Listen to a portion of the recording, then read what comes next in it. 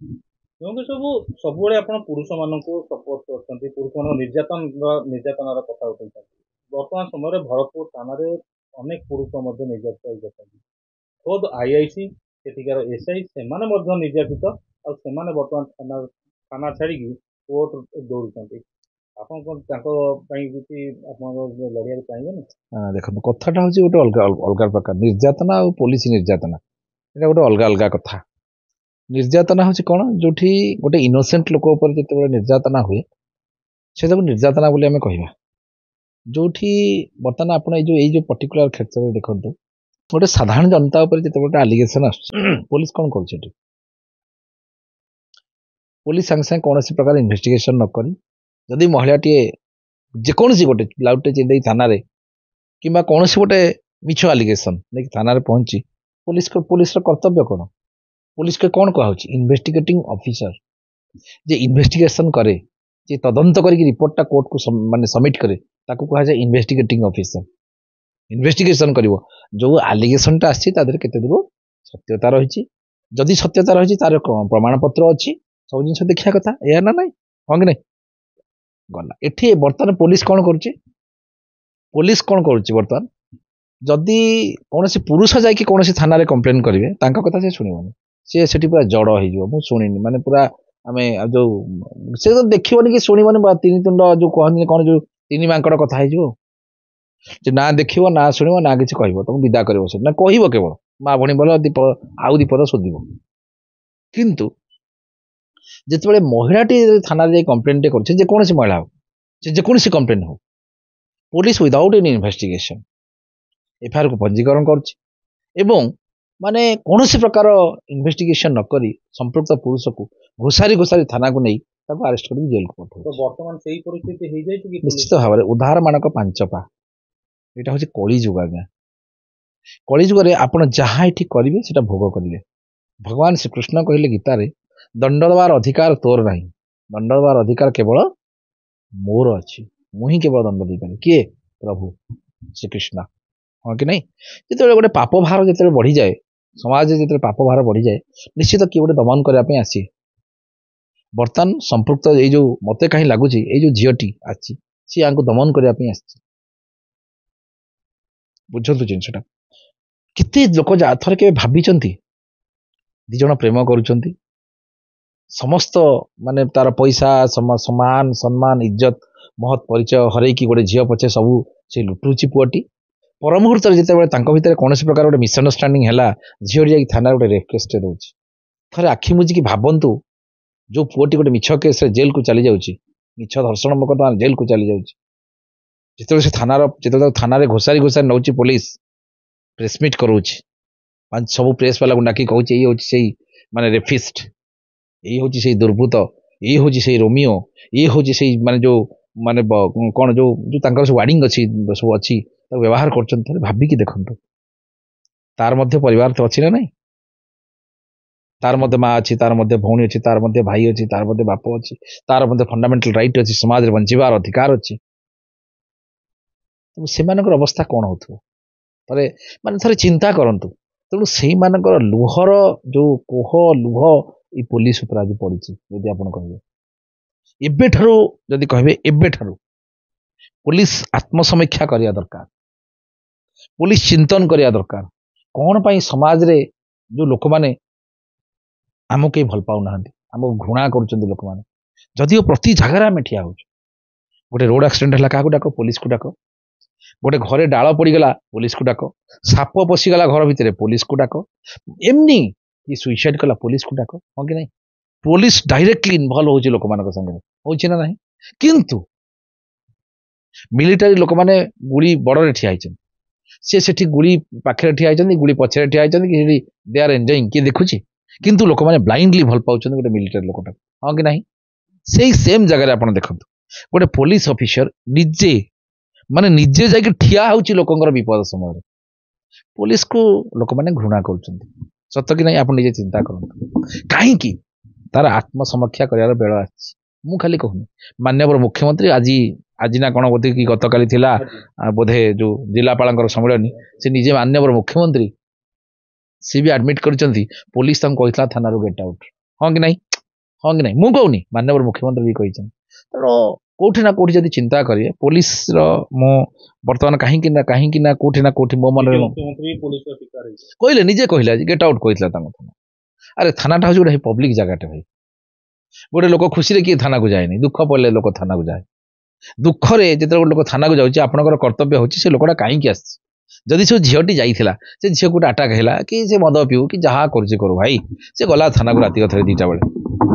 ଯଦି ତାକୁ ସାଙ୍ଗେ ସାଙ୍ଗେ ସେଠୁ ଆଶ୍ୱାସନ ଦେଇ ପାଣି ଗ୍ଲାସଟେ ତାକୁ ପିଇବାକୁ ଦେଇ ମା ଚାଲ ଯିବା କୋଉ ଜାଗାରେ ତତେ ଆଟାକ୍ କରାହେଲା ଗୋଟେ ପିସିଆରକୁ ସାଙ୍ଗେ ସାଙ୍ଗେ ତୁରନ୍ତ ଡାକି ଯଦି ଖାଲି ସ୍ପଟଟାକୁ ଭିଜିଟ୍ କରାହେଇଥାନ୍ତା ଆଜି କ'ଣ ଜଳୁଥାନ୍ତା ଭରତପୁର ଥାନା, ନା ଓଡ଼ିଶା ଇତିହାସରେ ଗୋଟେ ବିରାଟ କଳଙ୍କିତ ଅଧ୍ୟାୟ ସୃଷ୍ଟି ହେଇଥାନ୍ତା। ତାହେଲେ ଭାବିକି ଦେଖନ୍ତୁ ପୋଲିସ କୋଉଠି ନା ଗୋଟେ ନେଗ୍ଲିଜେନ୍ସ ଅଫ୍ ଡ୍ୟୁଟି। କିନ୍ତୁ ପ୍ରକୃତରେ ଭରତପୁର ଥାନାରେ ସେଟା କ'ଣ ଗୋଟେ ଆସିଲି ବାସ୍ତୁ ଦୋଷ ଅଛି କି? No, ଯୋଉ ଆଇଆଇଟି ହେଲେ ସମସ୍ତଙ୍କ ନାଁରେ ଅଭିଯୋଗ। ନାଇଁ ସେଟା ଭୁଲ କଥା। ଅଭିଯୋଗଟା ହଉଛି ଅଭିଯୋଗଟା ସବୁବେଳେ ଅଭିଯୋଗ। ତେଣୁ ମାନେ ବାସ୍ତୁ ଦୋଷ ନାହିଁ, ଏଗୁଡ଼ା ସବୁ ବେକାର କଥା, ଏଗୁଡ଼ା ସବୁ ମୁଁ ବିଲିଭ୍ କରେନି। କାହାର କଥା ମୁଁ କହିନି, କାହାର ପୂଜାପୂଜି ଶୁଣନ୍ତୁ, ପୂଜାପୂଜି କରିବାଟା ତାଙ୍କର ସେଟା ହଉଛି ଗୋଟେ ମନର ଗୋଟେ ଆମେ ଯେମିତି ଗୋଟେ ଘରକୁ ଯାଉଛେ ଗୋଟେ ଟିକେ ପୂଜା ଟିକେ କରୁଛେ। ନାଇଁ ମୁଁ ଯେତିକି ଜାଣିଛି ଯେକୌଣସି ଥାନାରେ ଜଣେ ନୂଆ ଆଇଆଇସି ଯେତେବେଳେ ଜଏନ୍ କରନ୍ତି ନିଶ୍ଚିତ ଭାବରେ ସେ ଥାନାଟାକୁ ସେ ଟିକେ ପୂଜାପୂଜି କରନ୍ତି। ଆମେ ଗୋଟେ ନୂଆ ଘରଟାକୁ ଯାଉଛେ, ଘରଟା ପରିବର୍ତ୍ତନ କରୁଛେ, ଆଉ ଗୋଟେ ଘରକୁ ଯାଉଛେ, ଟିକେ ପୂଜା କରୁଛେ, ଆମେ ହିନ୍ଦୁ ଲୋକ। ନାଇଁ ସେମିତି କିଛି ମୋର ସେ ପୁରା ଆଇଡିଆ ନାହିଁ। ମୁଁ ଜେନେରାଲ ହିସାବରେ କହୁଛି, ମୁଁ ଯଦି ଏଇ ଘରେ ଅଛି, ଏଇ ଘରୁ ଆଉ ଗୋଟେ ଘରଟାକୁ ସିଫ୍ଟ କରିବି, ଟିକେ ପୂଜା ଅର୍ଚ୍ଚନା କରିବାନି, ଯାହାହେଲେ ଗୋଟେ ଟିକେ ଆମେ ଯେହେତୁ ଆମେ ଗୋଟେ ମାନେ ହିନ୍ଦୁ ଲୋକମାନେ ଆମେ ଟିକେ ଘିଅ ପୋଡ଼ିଲେ ଜେନେରାଲ ସେନ୍ସ ଆମର ଗୋଟେ ଚିନ୍ତାଧାରା ଥାଏ। କାହା କଥା ଭାଇ ମୁଁ ଜାଣିନି। ଯୋଉ ଅଞ୍ଚଳ କଟକ ହଉ ଢେଙ୍କାନାଳ ହଉ ଯୁଆଡେ ଯାଇଛନ୍ତି ବିଭିନ୍ନ ପ୍ରକାରର ନେଇକି ଲୋକ ଚର୍ଚ୍ଚା କଲେ ଆଉ ଅଭିଯୋଗ ଆଣିଲେ। ସେମିତି ବର୍ତ୍ତମାନ ନୂଆ ଆଇଆଇସି ଯୋଉ ଆସିଛନ୍ତି ତାଙ୍କ ନାଁରେ ବି ମଧ୍ୟ ଗୋଟେ ଅଭିଯୋଗ ଆସୁଛି ଯେ କେବେ 6 ମାସ ଜେଲରେ ଥିଲେ। ମୁଁ ଆପଣଙ୍କୁ ଗୋଟେ କ୍ଲିୟର ଜିନିଷ କହୁଛି, ଚନ୍ଦ୍ରରେ କଳଙ୍କ ଅଛି ନା ନାହିଁ? ଅଛି ନା ନାହିଁ? ଚନ୍ଦ୍ରରେ କଳଙ୍କ। ଏ ସବୁ ସାଧୁସନ୍ତଙ୍କ ପଛରେ ଗୋଟେ କଳା ଇତିହାସ ରହିଛି। ସବୁ ସାଧୁସନ୍ତ ଗୋଟେ ଲୋକ ବିଷୟ ଯେତେବେଳେ ଗୋଟେ ମଣିଷଟେ ବିଷୟରେ ଆପଣ ଯେତେବେଳେ ତର୍ଜମା କଲେ ସେମିତି ପୁରା ବିନା କଳଙ୍କରେ କେହି କୋଉଠି ନାହାନ୍ତି। କୋଉଠି ନା କୋଉଠି ଆପଣ ନ ଯାଇଥାଇ ପାରନ୍ତି ଆଜ୍ଞାଙ୍କ ବିରୁଦ୍ଧରେ କି ଆଜ୍ଞାଙ୍କ ବିଷୟରେ ଆପଣ ନ ଯାଇଥାଇ ପାରନ୍ତି, ଆଉ ଜଣେ କିଏ ଜାଣିଛି, ହଁ କି ନାହିଁ? ତେଣୁ କୋଉଠି ନା କୋଉଠି ପ୍ରତି ସାଧୁସନ୍ତଙ୍କ ପଛପଟେ ଗୋଟେ କଳା ଇତିହାସ ଥାଏ। କଲମ ଭିତରେ ଯଦି କଳା କାଳି ନ ପଶିବ ସିଏ ଆପଣଙ୍କୁ ରିଫ୍ଲେକ୍ଟ କରିବନି। ତେଣୁ କୋଉଠି ନା କୋଉଠି କଳା ଇତିହାସ ସମସ୍ତଙ୍କ ପଛରେ ଥାଏ, ଆଉ ଯିଏ କାମ କରେ ସେ ନିଶ୍ଚିତ ଭାବରେ ବଦନାମ ହେବାକୁ ତାକୁ ପଡେ।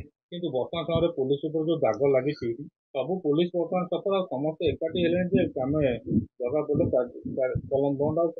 ମିଛ କଥା କହୁଛନ୍ତି, ମିଛ କଥା, ଖାଲି ଗୋଟେ ମିଛୁଆ ନୁହଁ, ଡାହା ମିଛୁଆ, କେହି ଚାକିରି ଆଜ୍ଞା ଛାଡ଼ିବେନି। ଏଇଟା ଖାଲି ଗୋଟେ ଯେହେତୁ ଏଇଟା ଗୋଟେ ଆଲାରାମ ଟାଇମ୍, ଏଇଟା କୋଉଠି ନା କୋଉଠି ଯଦି ଆପଣ ଦେଖିବେ ଏଇଟା ସେମାନେ ତାଙ୍କ ପ୍ରତି ଗୋଟେ ବୁମେରାଙ୍ଗ କରୁଛନ୍ତି। କାହିଁକି ନା ଆଗରୁ ପୂର୍ବରୁ ମଧ୍ୟ ଏଭଳି ମାନେ ବହୁତ ଜାଗାରେ ସସ୍ପେନ୍ସନ ହେଇଛନ୍ତି, ବହୁତ ଜାଗାରେ ପ୍ରୋବ୍ଲେମ ହେଇଛି। ଆଚ୍ଛା, ତମେ ଯେତେବେଳେ ମନେକର ଗୋଟେ ଜାଗାରେ ଗୋଟେ ଲୋକଟାକୁ ଆକ୍ୟୁଜକୁ ଜଣେ ଆରେଷ୍ଟ କରାହଉଛି, ଗୋଟେ ଗାଁରେ ଗୋଟେ ଲୋକଟାକୁ ଆରେଷ୍ଟ କରାହଉଛି, ହଁ କି ନାହିଁ? ତାକୁ ଯେତେବେଳେ ଅଲଗା ଲୋକମାନେ ଗାଁରେ ପ୍ରୋଟେକ୍ସନ ଯାଇକି ଜଗୁଛନ୍ତି, ସେ ଗାଁରେ ଜଗୁଛନ୍ତି, ଆମ ଗାଁରୁ ଆମକୁ ଅଜୟ ବାବୁଙ୍କୁ ଆପଣ ନେଇପାରିବେ ନାହିଁ କି ବିଜୟ ବାବୁଙ୍କୁ ନେଇପାରିବେ ନାହିଁ। ଗୋଟେ ଲୋକଟା ଭଲ ଲୋକ, ଇଏ ସେମିତି କୌଣସି ପ୍ରକାର କାମରେ ସମ୍ପୃକ୍ତ ପୋଲିସ ନେଇପାରିବନି। ପୋଲିସ କ'ଣ କରୁଛି?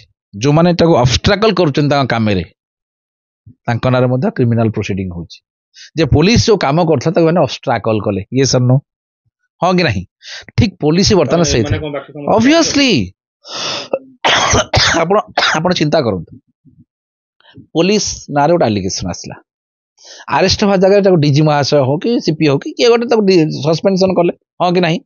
ସସ୍ପେନସନକୁ ବିରୋଧ କରି ଏମାନେ ଯାଇକି ଠିଆ ହେଲେଣି, ନେଗ୍ଲିଜେନ୍ସ ଅଫ ଡ୍ୟୁଟି ପ୍ରଥମ ଜିନିଷ। କାହିଁକିନା ତାଙ୍କୁ ସେମାନେ ଡ୍ୟୁଟି ଆୱାରରେ ଯାଇଛନ୍ତି ସେଠିକି, ହଁ କି ନାହିଁ?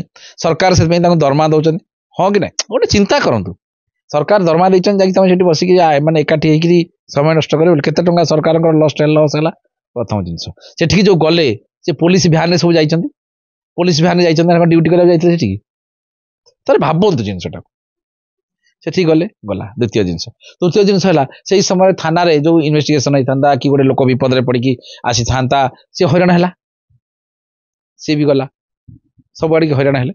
ଏବଂ ସବୁଠାରୁ ଇମ୍ପୋର୍ଟାଣ୍ଟ ଜିନିଷ ହଉଛି ଯେ ସେମାନେ କୌଣସି ପ୍ରକାର ଭାବରେ ଏଇ ଯୋଉ କାର୍ଯ୍ୟ ଚାଲିଥିଲା କୋଉଟା ଯୋଉ ଇନଭେଷ୍ଟିଗେସନ ପ୍ରକ୍ରିୟା ଚାଲିଥିଲା ତାକୁ ବନ୍ଦ କରିବା ପାଇଁ ପ୍ରୋଟେକ୍ଟ କଲେ that is also criminal proceeding ହେବା ଦରକାର ତାଙ୍କ ବିରୁଦ୍ଧରେ।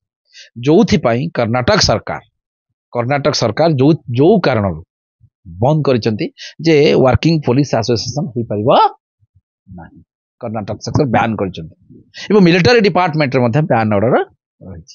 ଏଠି ବର୍ତ୍ତମାନ ସେମାନେ ମାନ୍ୟବର ମୁଖ୍ୟମନ୍ତ୍ରୀଙ୍କୁ ଆଲାରାମ ଟାଇମରେ ଜଣେଇ ଦେଲେ ଯେ immediately ban this association, otherwise in future ଏଇଟା ଗୋଟେ ଗଣତନ୍ତ୍ର ପ୍ରତି ସରକାର ପ୍ରତି ସେ ଯିଏ ବି ସରକାର ଥାଉ, ସେ ଆପଣ ହୁଅନ୍ତୁ ମୁଁ ହୁଅନ୍ତୁ ସିଏ ବି ହଉ, ସେ ଯିଏ ବି କଂଗ୍ରେସ ଥାଉ ବିଜେପି ଥାଉ ବିଜେଡି ଥାଉ ଯିଏ ବି ଥାଉ, ଯିଏ ସରକାର ରହିବ ତାଙ୍କ ପ୍ରତି ଏଇଟା ଗୋଟେ ବିପଦ ସଂକେତ ବୋଲି ଏମାନେ ଜଣେଇ ଦେଲେ ଇନ୍ ଫ୍ୟୁଚର ଏଇଟା ବିପଦ ହବ, ତେଣୁ ଇମିଡିଏଟଲି ବ୍ୟାନ୍ ଆମ ଆସୋସିଏସନକୁ ବ୍ୟାନ୍ କର ବୋଲି ସେମାନେ ମେଳ ହେଇକି ଜଣେଇ ଦେଲେ। এইভাবে ଗୋଟେ ଆସୋସିଏସନ ଅଛି ଯୋଉଟା ବ୍ୟାନ୍ ଅର୍ଡର କରାଯାଉ ବୋଲି।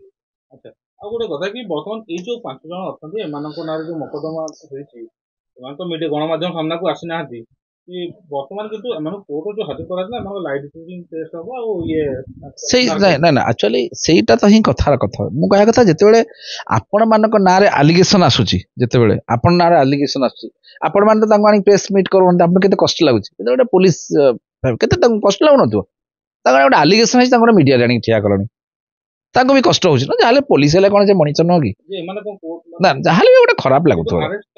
ନା ମୁଁ କହୁଛି ସେ କଥା, ଯେହେତୁ ଏଇଟା ତାଙ୍କ ହାତରେ ଛୁରୀଟା ଅଛି, ତାଙ୍କ ହାତରେ କାକୁଡି, ସେମାନେ ଆରେଷ୍ଟ ହେବେ କି ଗୋଟେ ଚିନ୍ତା କର, ଯାହେଲେ ପୋଲିସ ତାଙ୍କର ନିଜ ଘର କଥା ସେମାନେ ଆରେଷ୍ଟ କରିବେ। ସେ କଣ ରାମ ଭଣ୍ଡାରୀ ପୁଅ ହେଇଛି ଯେ ଗୋଟେ ଆଲିଗେସନ ଆସିଲା ଆରେଷ୍ଟ କରି ତାକୁ ଜେଲକୁ ପଠେଇ ଦିଅ, ପୋଲିସକୁ ଆରେଷ୍ଟ କେହି କରିବେନି। ହେବେ ହେଲମେଟ ପିନ୍ଧିବେ, ତାଙ୍କୁ ଖରାପ, ସିଏ ବର୍ତ୍ତମାନ ପଶ୍ଚାତାପ କରୁଛନ୍ତି।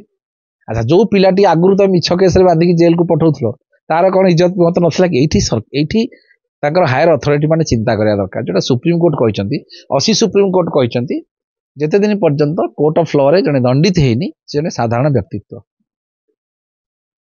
ଆପଣ ତାର ନାଁ ଗାଁ ଠିକଣାକୁ ଗଣମାଧ୍ୟମରେ ପ୍ରକାଶ କରିପାରିବେ ନାହିଁ। ଯଦି ଆପଣ ହେଲମେଟ ପିନ୍ଧିକି ଯାଉଛନ୍ତି ଆପଣଙ୍କୁ ଲାଜ ଲାଗୁଛି, ରାମ ଭଣ୍ଡାରୀର ପୁଅ ନାଁରେ ମିଛ ରେପ୍ କେସଟା ହଉଥିଲା, ଗୋଟେ କାହାକୁ ପ୍ରେମ କରୁଥିଲା, ସେ ଲୋକଟା ରେପ୍ କେସଟେ ଦେଇଦେଲା, ଜମି ବାଡ଼ିକି ଗଣ୍ଡଗୋଳ ହଉଥିଲା, ବ୍ଲାଉଜ ଚିରିକି ଜଣେ ଥାନା ଗଲା, ତା ନାଁ ଗୋଟେ କେସଟେ ହେଇଗଲା, ଆପଣ ଯୋଉ ପ୍ରେସ୍ ମିଟ୍ କରୁଥିଲେ ତ କେତେ କଷ୍ଟ ହଉଥିବ, ତାର ଅଶାନ୍ତିରେ ଆପଣମାନେ ଜଳିଯିବେ। ଯୋଉ ପୋଲିସ ଅଫିସର ମାନେ ଯୋଉ ପ୍ରେସ୍ ମିଟ୍ କରୁନାହାନ୍ତି ନା, ସମୟକୁ ଅପେକ୍ଷା କରନ୍ତୁ, ଉପର ବରଡା ହସୁଛି ତଳ ବରଡା ଖସୁଛି, ମଝି ବରଡା ଥାଇ କହୁଛି ମୋ ବେଳ କାଳ ଆସୁଛି। ଯୋଉମାନେ ପ୍ରେସ୍ ମିଟ୍ କରୁଛନ୍ତି, ଯୋଉ ଆଇଆଇସି ମାନେ କଲର ଟେକିକି ଷ୍ଟାର ପିନ୍ଧିକିରି, ଦେ ୱିଲ୍ କମ୍। ମୁଁ ଆଜି ଆପଣଙ୍କୁ କହୁଛି ଏଇଟା ହଉଛି କଳି ଯୁଗ, ଲୋକମାନଙ୍କର ନିଶ୍ୱାସ ନିଶ୍ଚିତ ପଡିବ, କାହିଁକି ନା 80% ନିର୍ଦ୍ଦୋଷ ଲୋକ ଗୁଡାକ ଜେଲକୁ ଯାଉଛନ୍ତି ବୋଲି ମନେ ରଖିଥାନ୍ତୁ। କୋର୍ଟ ତାଙ୍କୁ ଦଣ୍ଡ ଦୋଷୀ କରିନି, ନିଶ୍ଚିତ ଭାବରେ ଏମାନଙ୍କର ଅଶାନ୍ତି ପଡିଛି। ବର୍ତ୍ତମାନ ଜଳୁଛି, ଦେଖନ୍ତୁ ଓଡିଶା ପୋଲିସର ଅବସ୍ଥା ଆଜି କଣ, କେବଳ ଏଇ ଫଲ୍ସ କେସ୍ କରେଇକି ଲୋକମାନଙ୍କୁ ହାରାସମେଣ୍ଟ କରାଇବା ଦ୍ୱାରା ଆହୁରି ସେମାନେ ଅଡୁଆରେ ପଡିବେ। ଆଗକୁ ଦେଖନ୍ତୁ, ଆଗକୁ ଆହୁରି ଅସୁବିଧାରେ ପଡିବେ। ଯାହା ଏଭିଡେନ୍ସ ଆସୁଛି, ଯାହା ଭିଡିଓ ମିଳୁଛି, କେବଳ ସେ ଝିଅର ମାନେ ଯିଏ ପୀଡ଼ିତା ଆଉ ତାଙ୍କର ବାନ୍ଧବୀ ବନ୍ଧୁ ଯୋଉ ଉଭୟ ପୀଡ଼ିତାଙ୍କର ଆସୁଛି ଭିଡିଓ, ଏତେ ମାତ୍ରାରେ ତାଙ୍କର ଭିଡିଓ ଆସିଲା, କିନ୍ତୁ ଥାନା ଭିତରର ଭିଡିଓ ବି ବନ୍ଦ କଲେ, ବୁଝିପାରୁନାହାନ୍ତି। ଆଲିଗେସନ ଆସୁଛି ସେ ଭିଡିଓ କାହିଁକି ଆସୁଛି? ନା ବୁଝିପାରିଲିନି। କଥାଟା ହଉଛି କଣ କି, ତାଙ୍କର ଏମାନେ ଏଇ ଭିଡିଓ ଗୁଡା ଯୋଉଟା ମାନ୍ୟବର ହାଇକୋର୍ଟ ମଧ୍ୟ ସେଥିପାଇଁ ଅସନ୍ତୁଷ୍ଟ ପ୍ରକାଶ କରିଛନ୍ତି, ସେମାନେ ପଠାଉଛନ୍ତି, ଯୋଉମାନେ ଥାନା ଭିତରେ ସୁଟିଂ କରିଛନ୍ତି ସେମାନେ ଅବଭିୟସଲି ସେମାନେ ହିଁ ପଠାଉଛନ୍ତି। ଆହାର ଯୋଉ ଭିଡିଓ ଗୁଡିକ ସରପ୍ରାଇଜ କରି ରଖିଦେଇଛନ୍ତି, ଆଠ ବୋଧେ ମୋବାଇଲଟା ନେଇ ଯାଇଥିବେ କଣ ହେଇଥିବ, କିନ୍ତୁ ସେଇମାନଙ୍କର ଭିଡିଓଟାକୁ ସେମାନେ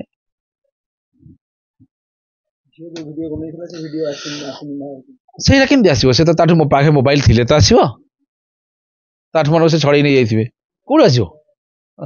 କି ଡିଲିଟ୍ କରିଦେଇଥିବ, କୋଉଠୁ ଆସିବ?